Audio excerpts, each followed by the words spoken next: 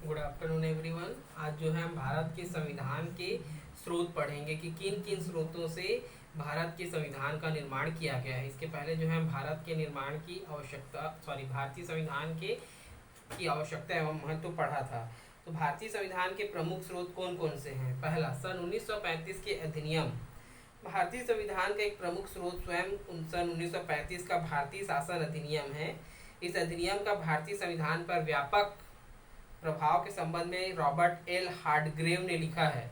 भारतीय संविधान के 395 अनुच्छेदों में से लगभग 250 अनुच्छेद ऐसे हैं जो सन 1935 के अधिनियम से ज्यों के त्यों लिए गए हैं या कुछ संशोधन के साथ लिए गए हैं। अर्थात 1935 का जो हमारा अधिनियम था उस अधिनियम से लिए गए हैं। दोनों संविधान कुछ प्रमुख समानताओं के उदाहरण हैं, जैसे केंद्र और राज्यों के मध्य शक्ति का विभाजन, विधानमंडलों की कार्यप्रणाली, उनके पदाधिकारी, न्याय व्यवस्था, लोकतंत्र, सेवा आदि। तो जो 1935 का अधिनियम था उसकी व्यवस्था और हमारे भारतीय संविधान की व्यवस्थाएं में ये सब चीज़ें एक जैसी मिलती है। और हमने पहले भी कहा था कि भारतीय संविधान को बनाने से पहले विश्व के सभी संविधानों का जो है गहन अध्ययन करने के उपरांत जो है हमारे संविधान का निर्माण किया गया है। साथ ही साथ उन संविधानों में जो चीज़ें अच्छी थी उनको भी हमारे संविधान में शामिल किया गया है। दूसरा है ब्रिटेन का संविधान। विश्व के अन्य संविधानों की तुलना में ब्रिटेन के संविधान का सर्वाधिक प्रभाव पड़ा है। ब्रिटिश संविधान से ली गई व्यवस्थाओं में प्रमुख हैं, पहला तो संसदीय शासन प्रणाली, जिसमें ब्रिटेन के सम्राट की तरह भारत का राष्ट्रपति नाम मात्र प्रमुख है। दूसरा, ब्रिटेन के द्वितीय सदन लॉर्ड सभा के समान संसद के द्वितीय सदन की कमजोर स्थिति है। ठीक है, जैसे हमारे यहाँ लोकसभा और राज्यसभा है, जिसमें राज्यसभा जो है द्वितीय सदन है, ठीक है, या उच्च सदन है, लेकिन वो कमजोर है या उसको कम अधिकार प्राप्त है। दूसरा, भारतीय संविधान में जो है वास्तविक कार्यपालिका और नाम मात्र की कार्यपालिका कि देश का प्रधान जो है राष्ट्रपति होता है कानूनी रूप से, परंतु वास्तविक शासन जो है प्रधानमंत्री और मंत्रिपरिषद में होता है, जैसे कि इसमें ब्रिटेन के सम्राट की तरह। तो ये जो व्यवस्थाएं हैं संसदीय शासन प्रणाली की वो ब्रिटेन के संविधान से ली गई है। तीसरा, अमेरिका का संविधान। तो अमेरिका के संविधान से संविधान की प्रस्तावना, मौलिक अधिकार, उपराष्ट्रपति का पद, सर्वोच्च न्यायालय द्वारा संविधान की व्याख्या एवं न्यायिक पुनरावलोकन, न्यायाधीशों की स्वतंत्रता, संविधान में संशोधन की प्रक्रिया आदि को ग्रहण किया गया है। ये जो प्रक्रियाएं हैं वो हमने अमेरिका के संविधान से अपने संविधान में शामिल किया है। कनाडा का संविधान, तो इसके अंतर्गत कनाडा के संविधान के अंतर्गत हमने जो है संघीय व्यवस्थापिका को लिया है। कनाडा के संविधान के भांति भारतीय संघ को यूनियन का नाम दिया गया है। अवशिष्ट शक्तियां केंद्रीय सरकार के पास हैं। आयरलैंड का संविधान, तो आयरलैंड के संविधान से राज्य के नीति निदेशक तत्व, राष्ट्रपति के निर्वाचन के लिए निर्वाचन मंडल की व्यवस्था, राज्यसभा और विधान परिषदों में विशिष्ट व्यक्तियों को मनोनीत करने की परंपरा, कि हमारे यहाँ जो है कुछ अल्पसंख्यक वर्ग के व्यक्तियों को जो है क्या किया जाता है, सिर्फ मनोनीत करके जो है राष्ट्रपति द्वारा या राज्यपाल द्वारा चुन लिया जाता है। तो ऐसी व्यवस्थाएं जो है आयरलैंड के संविधान से ली गई है। ऑस्ट्रेलिया का संविधान, यहाँ के संविधान से जो है भाव और भाषा, समवर्ती सूची जिसमें केंद्र सूची, राज्य सूची और समवर्ती सूची, 3 सूचियों में जो है इनके अधिकार बांटे गए हैं, तथा केंद्र और राज्यों के मध्य उत्पन्न विवादों को जो निपटाने की प्रणाली है वो ऑस्ट्रेलिया के जो है संविधान से ली गई है। जापान का संविधान, तो भारतीय संविधान के अनुच्छेद 21 में प्रयुक्त शब्दावली कानून द्वारा स्थापित प्रक्रिया जापान के संविधान से ली गई है।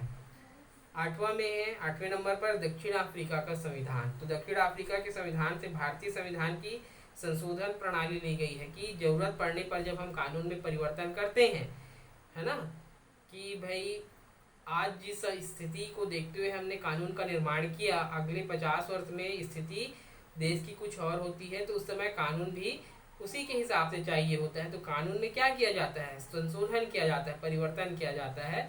तो परिवर्तन करने की जो व्यवस्था है वह अफ्रीका के संविधान से लिया गया है। फ्रांस का संविधान, तो फ्रांस के संविधान से गणतंत्र की व्यवस्था को शामिल किया गया है। जैसे हमारे यहाँ भारत जो है एक लोकतंत्रात्मक गणराज्य है, ठीक है, तो गणतंत्र की जो व्याख्या है वो फ्रांस के संविधान से ली गई है। 10वें नंबर पर सोवियत संघ के संविधान, मौलिक कर्तव्य पूर्व सोवियत संघ के संविधान से लिए गए हैं कि हमारे देश के लोगों के क्या क्या कर्तव्य अपने देश के प्रति होने चाहिए। 11वां, संविधान संशोधन के अन्य स्रोतों में जो है कुछ इस प्रकार है। पहला है संविधियां या कानून।